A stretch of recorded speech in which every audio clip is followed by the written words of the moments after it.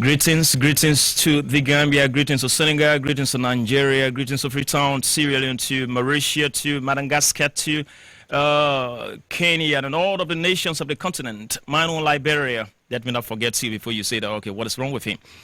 Tonight is another brand new edition of the program called The Conversation. This is a platform that is meant to speak on social, moral, economic, and political issues affecting our lives and finding some of the best way forward to be able to ameliorate the situation. We have a guest tonight. We've had him for the first time in his Oxford home in the United Kingdom. Tonight, he's with us for the second time on a one-on-one conversation. He is Charles Eze. This platform remains the conversation of Symbiance VIP Magazine, VIP TV, in the Republic of the Gambia. Respect to all of our viewers in and outside of the continent of Africa, our diaspora population, we say thank you so very much for the support in ensuring that we contribute our own quota to the development of our one continent. And tonight is Charles Eze, a Nigerian national who resides in the United Kingdom. Mr. Charles Eze, welcome to the platform. Thanks for having me. Yeah, it's beautiful to have you for the second time here. I'm glad to be here, and good evening to our viewers. It's a pleasure having you also. Thank you very much. Quickly, you are seated as more or less an ambassador of Nigeria, because every citizen, whatever country you come from, you serve as an ambassador of your nation. What's your understanding if we say that you are an ambassador of your country? Thanks so much for that question. Anyway. As long as you represent a nation as an entity, you are an ambassador. And in other words, ambassador is a people of a good cultural behavior.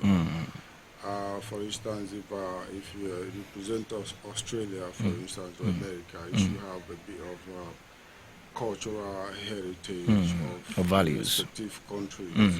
So that makes you a good ambassador. That's beautiful. That's the voice of Charles Eze giving his own meaning to a citizen becoming an ambassador of his or her nation. We come to you, Cleverly, back again to your country. We're talking about Africa. It's about Africa, the betterment of Africa.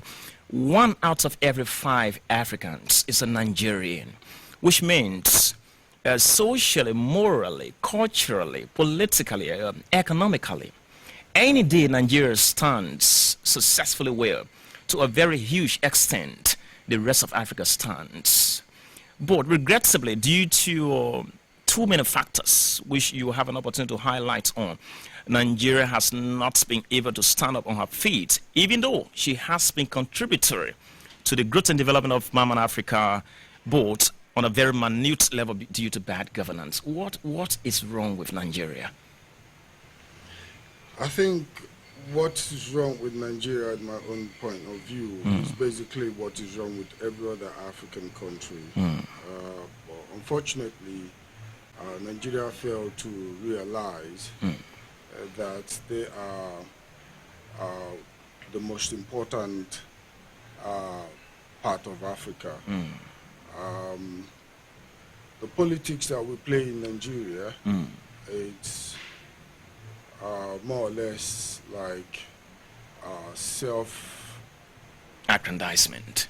Definitely.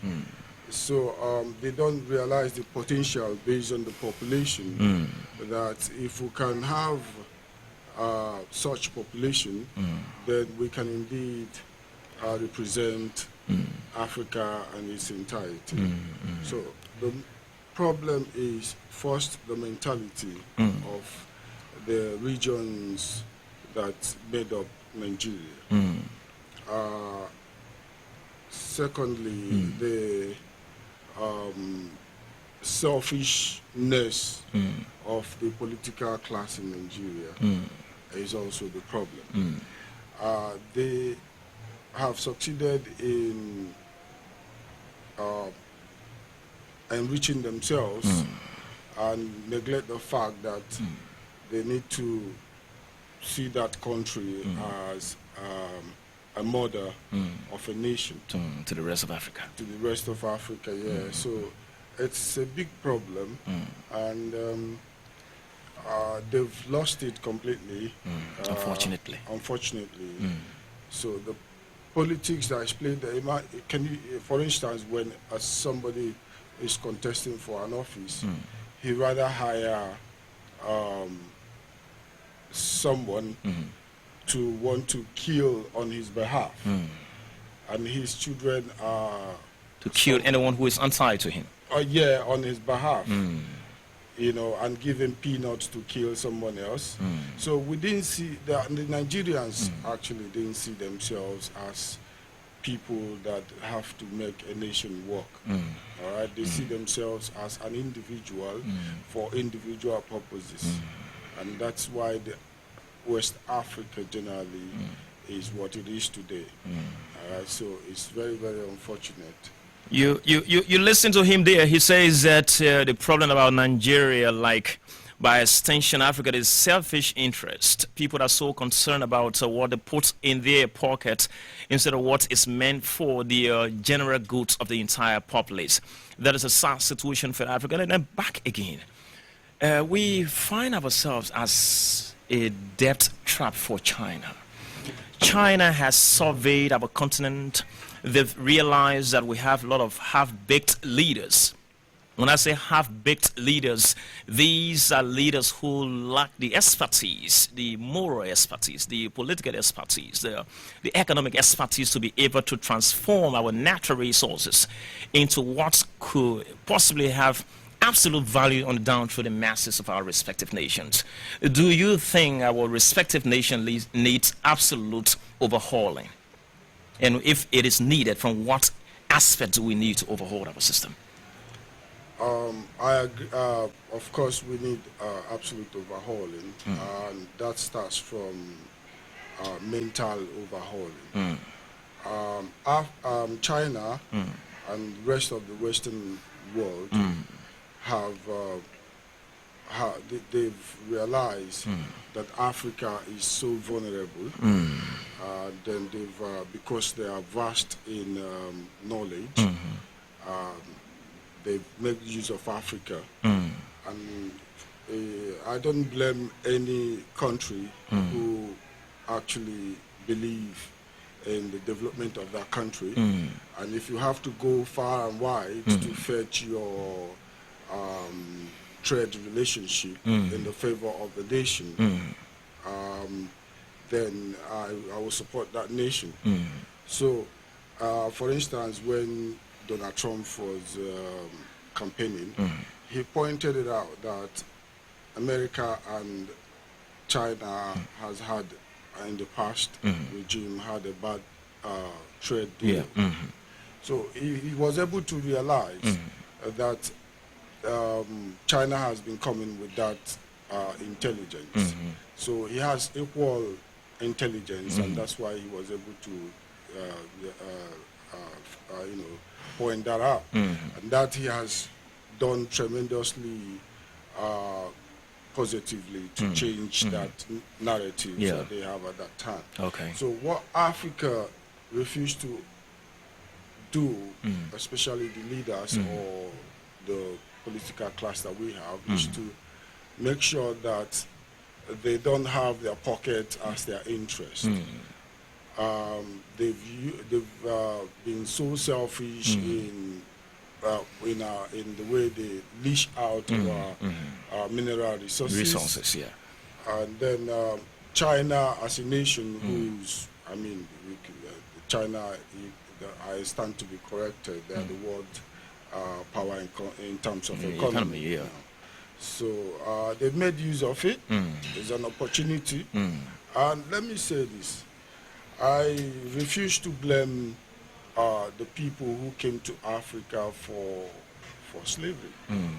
All right. So if you realize that your continent or your country needs, for instance, agriculture to develop your economy, and you think that the manpower you have, or you have all the resources, to make that become reality. Yeah, to become a reality, and you think there's a continent that is not that are lacking behind in terms of that knowledge.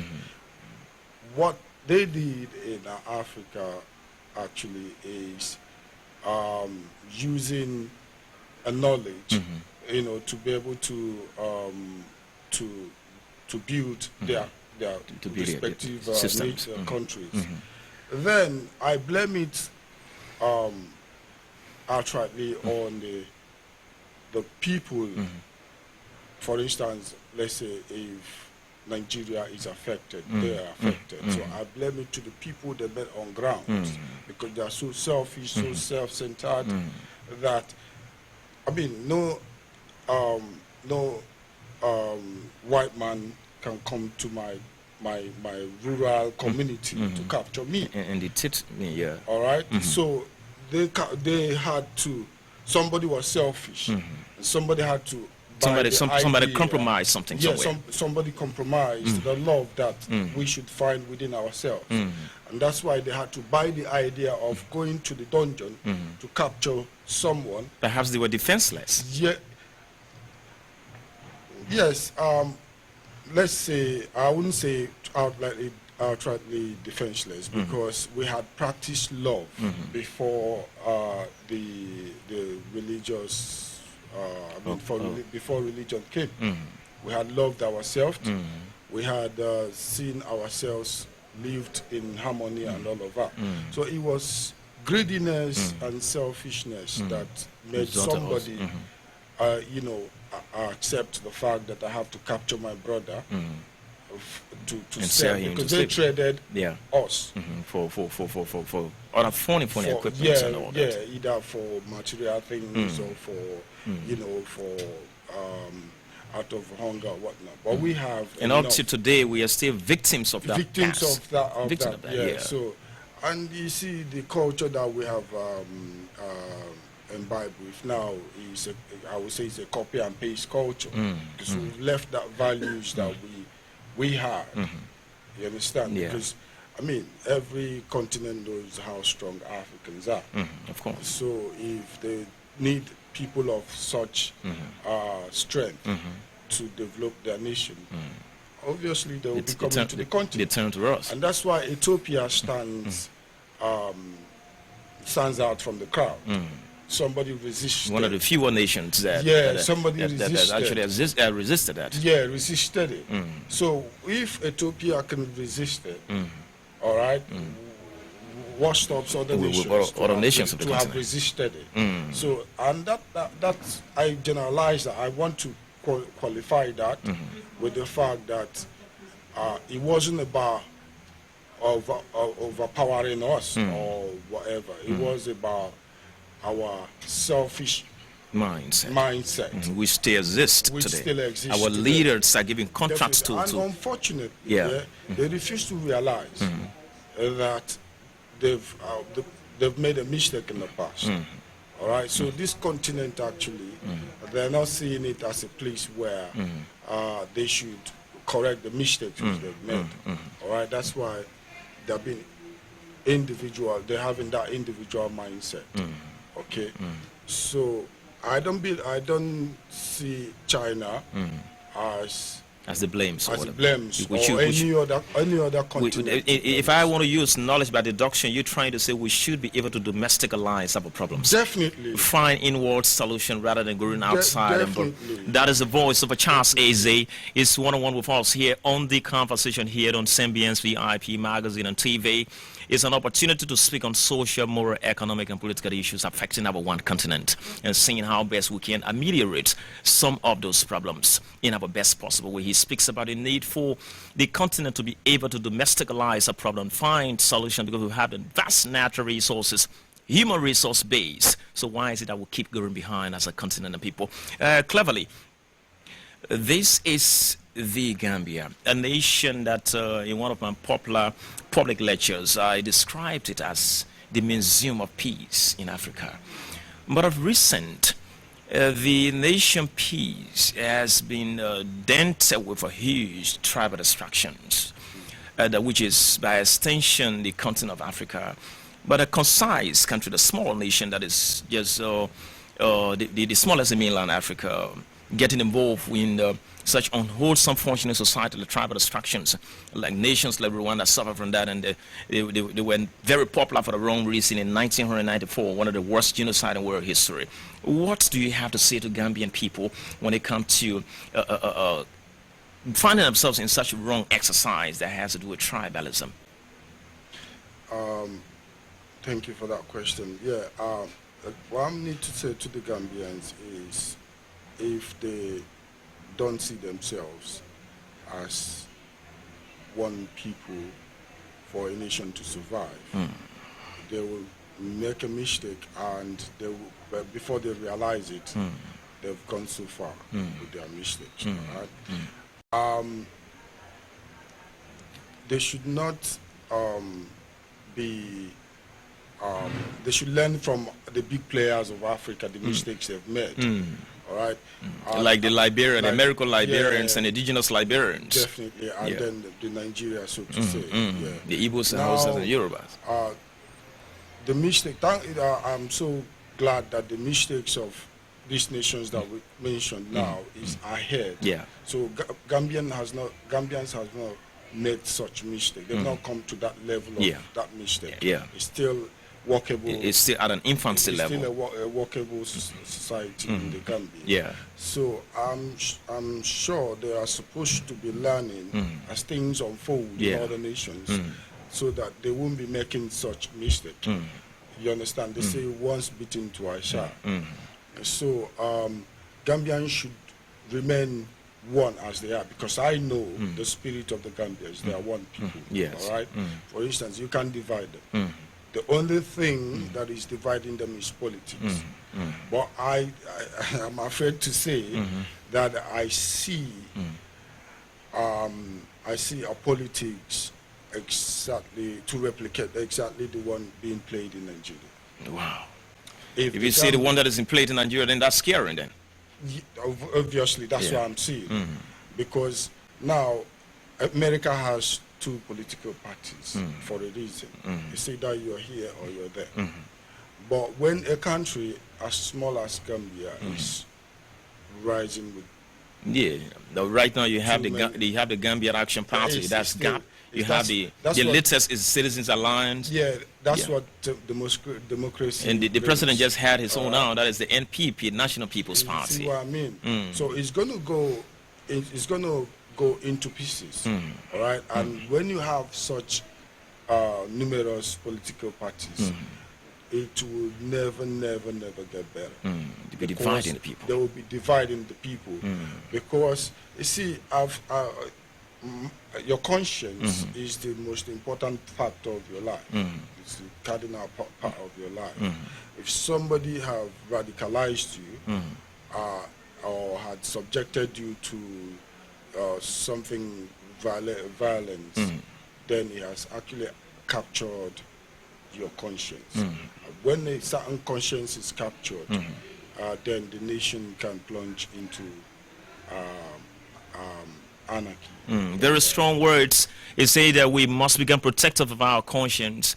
He's talking to the Gambian people that this is a very beautiful country, small country, peaceful nation. He says one important thing that you can't divide them. What you've tried now, which is tribalism, is like planting a poisonous seed for potential disaster. One Igbo man called Albert Obifuna in 1994, when the priest of the continent went to Pope John Paul II in Italy to speak about evangelism in Africa. That's when the Hutus and the Tutsis were killing themselves in Rwanda. And Albert Obifuna says that those of us who call ourselves Christians, our tribal link is now thicker than the blood of Jesus Christ. Would you want to say you believe what he says?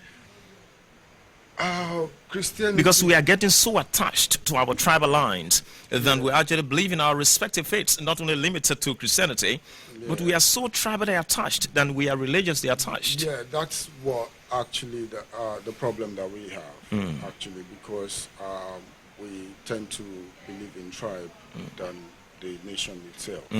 So, the politicians have they use that as a strong tool weapon against us. So a nation is a nation, a tribe is a tribe, all right? And the nation remains sacrosanct. Tribe is a subsidiary of a nation.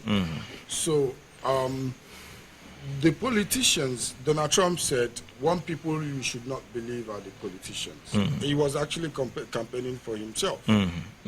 He said because they don't tell you what they do. So if, for instance, a politician is talking to me, I already know that he's a biased person. All right? So what I should do is not go out there to want to hurt my brother or want to cause any violence because of him. All right? For instance, if I was in the crowd, or if I happen to be in the crowd tomorrow, one question I'm going to ask him: where are your families? All right? If you have a vision, all right, and that vision is big, then your family should be among. They should be involved, yeah. People. All right? So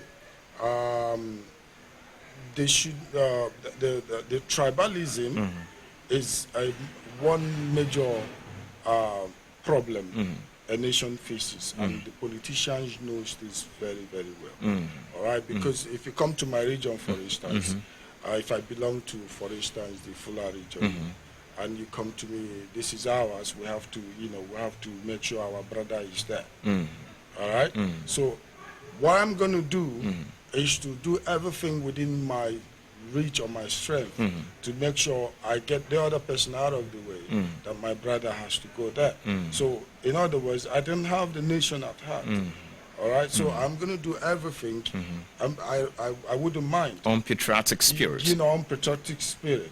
So this is the problem, and it kills the nation. And it goes deep into a problem that will never be salvaged. You understand? So Gambia is a sizable country. Okay, it's a sizable country. And I plead to every one of them to please do not let politicians to divide you. Okay, it's in Gambia that I can see that somebody can walk into any house and eat. And have lunch, at 2 o'clock. Yes, and Assalamu alaikum. In Nigeria, you can't do that. Is impossible. It used to be like that before, but in Nigeria, you can. All right, so please, Gambians should stay together. Politics aside, they all have selfish interest, ulterior motives. They don't, there's no doubt there are people who are all right, okay? But because of godfatherism, they're not giving 100% their commitment. But people are people, okay? So they will always be together because government is an electoral office, but people are not movable. They are always there. As an entity. Yeah. They're always going to be there. They're always going to be there. You listen to his words. That's Charles Eze. He says to the Gambian people, even though we have different political ideologies, as democracy says, it is our inalienable right to choose the kind of mindset, the kind of governing institutions we want our system to be governed. But even though we belong to different backgrounds of politics, but we must all realize that this is one Gambia. This is one national anthem. We carry one passport. I say we because even though I come from Liberia, but I belong to all of Africa. So when I see myself in the Gambia, I say we. If I find myself in Senegal, I'm still going to use we. So what you're trying to say in essence in the Wolof language is that if you didn't get me very well, I say or the Mandinga will say nganyu muta. Let's hold together. Put aside tribal differences, put aside political differences, and hold together for national development. That's the best. One final word. Your final word is for the Gambian people, by extension, the African populace. Yes. I want us to understand that religion is eating Africa so badly. Okay, so I live in England, for instance. We have religions, and we practice it from our respective homes, from our minds. But we were never hypocrites. We never practiced in hypocrisy. Okay, so but the kind of religion that we Africans have adopted, we don't have a perfect understanding of our respective faiths. Of the faith. or the practices. And we kind of see ourselves as different people because of our religious beliefs.